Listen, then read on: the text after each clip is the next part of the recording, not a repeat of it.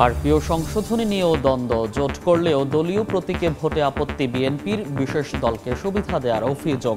বাতিল করলে প্রশ্নবিদ্ধ হবে ইসি, বলছে জামাত এনসিপি।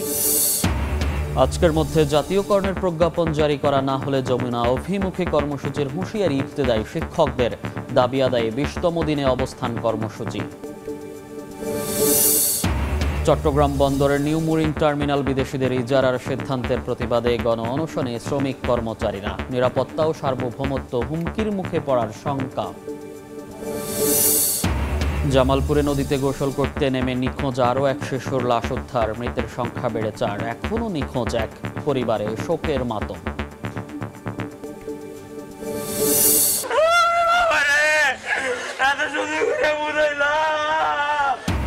সীমান্তে মিয়ানমারের বিছানো মাইন বিস্ফোরণে আহত বিজিবি সদস্যের মৃত্যু, গ্রামের বাড়ি ভোলায় নেওয়া হলে সৃষ্টি হয় হৃদয় বিদারক দৃশ্যের, সামরিক মর্যাদায় দাফন।